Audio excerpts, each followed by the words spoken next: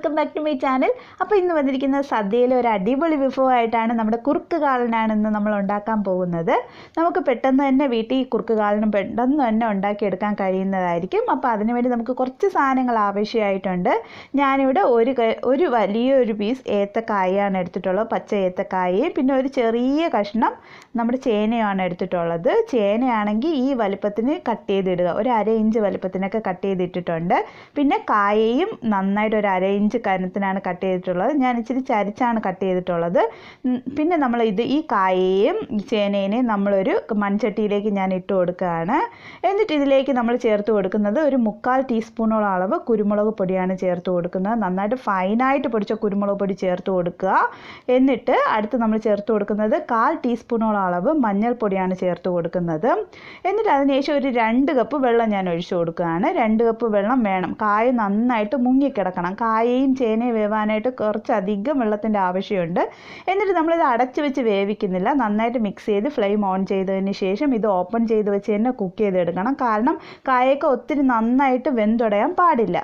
ഇച്ചിരി കായൊക്കെ നമുക്ക് കടിക്കാൻ കിട്ടണം. അപ്പോൾ നമ്മുടെ വെള്ളമൊക്കെ ഏതാണ്ട് നന്നായിട്ട് കുറച്ച് വറ്റി കായൊക്കെ നന്നായിട്ട് വെന്തിട്ടുണ്ട്. ഒത്തിരി നന്നായിട്ട് വേവേണ്ട ആവശ്യമില്ല. ഇനി ഇതിലേക്ക് നമുക്ക് തൈര് ചേർത്ത് കൊടുക്കണം. നല്ല കട്ട തൈര് എടുക്കുക, ഒരു 2 കപ്പ് തൈര് എടുക്കുക. അത് ഞാൻ മിക്സിയിലിട്ട് ജസ്റ്റ് ഒന്ന് വിപ്പ് ചെയ്താണ് എടുത്തിട്ടുള്ളത്. ജസ്റ്റ് ഒത്തിരി അരയ്ക്കുകയാണെങ്കിൽ മോരായി പോവും, അല്ലെങ്കിൽ ജസ്റ്റ് ഫോർക്ക് കൊണ്ട് നന്നായിട്ട് വിപ്പ് ചെയ്തതിന് ശേഷം അങ്ങനെ ഒഴിച്ചു കൊടുക്കുക. അപ്പോൾ ഇത് നമ്മൾ ഒഴിച്ചു കൊടുത്തിട്ട് നമ്മൾ ഇതൊന്ന് തിളയ്ക്കുന്നത് വരെ കൈവിടാതെ നമ്മൾ പ്രത്യേകിച്ച് ഇളക്കി കൊടുത്തുകൊണ്ടിരിക്കണം. കാരണം നമ്മൾ ഇളക്കി കൊടുക്കാതിരിക്കുകയാണെങ്കിൽ ഇങ്ങനെ പിരിഞ്ഞ് മുകളിലോട്ട് വരും. ഇതൊന്ന് തിളയ്ക്കുന്നത് വരെ മാത്രം ഇളക്കി കൊടുത്താൽ മതി. അതിനുശേഷം അത് കുറുകിക്കോളും. പിന്നെ വല്ലപ്പോഴും ഇടയ്ക്ക് ഇളക്കി കൊടുത്താൽ മാത്രം മതി. അപ്പോൾ ഇതിന് ആവശ്യത്തിന് ഉപ്പ് ചേർത്ത് കൊടുക്കുന്നത്. അപ്പോൾ ഉപ്പും ചേർത്തിട്ട് നന്നായിട്ടൊന്ന് മിക്സാക്കി ഇളക്കി കൊടുത്തുകൊണ്ടിരിക്കുക.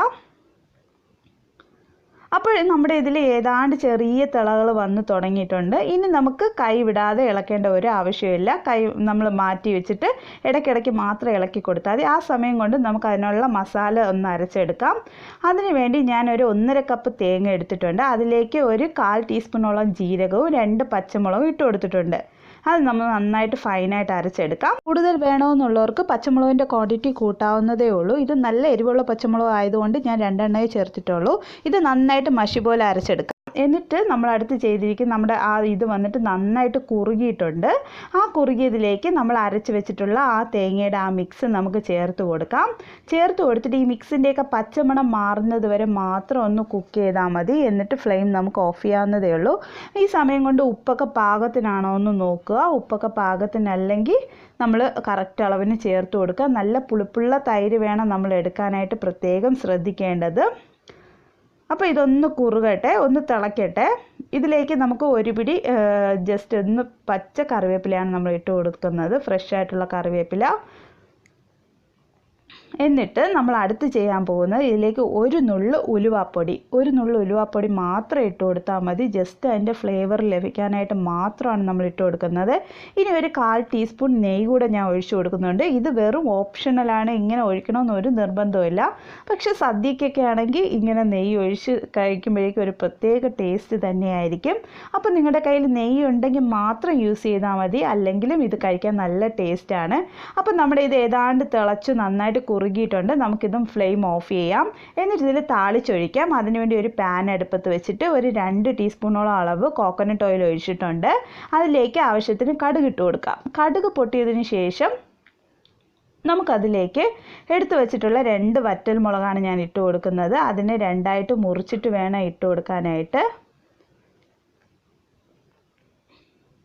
ഇതിലേക്ക് കുറച്ച് ഒരു പിടി ഉലുവ കൂടെ ഇട്ട് കൊടുക്കുക, ജസ്റ്റ് ഒരു 1/4 ടീസ്പൂൺ അളവ്. എന്നിട്ട് തന്നെ പെട്ടെന്ന് കറിവേപ്പിലയും കൂടെ ഇട്ട് കൊടുക്കുക. എന്നിട്ട് ഇതെല്ലാം പൊട്ടുമ്പോഴേക്കും ഒന്ന് ഓഫ് ചെയ്തതിന് ശേഷം നമ്മുടെ കൂട്ടിലേക്ക് നമുക്ക് ഒഴിച്ചു കൊടുക്കാം. അപ്പോൾ നമ്മുടെ ടേസ്റ്റി ആയിട്ടുള്ള കുറുക്ക് കാളൻ ഇവിടെ തയ്യാറായിട്ടുണ്ട്. അപ്പോൾ എല്ലാവരും ഇത് ട്രൈ ചെയ്ത് നോക്കുക ഈ സദ്യയ്ക്ക്. എല്ലാവർക്കും എൻ്റെ ഹൃദയം നിറഞ്ഞ ഓണാശംസകൾ നേരുകയാണ്. അപ്പോൾ എല്ലാവർക്കും happy Onam. Thank you for watching. Bye bye.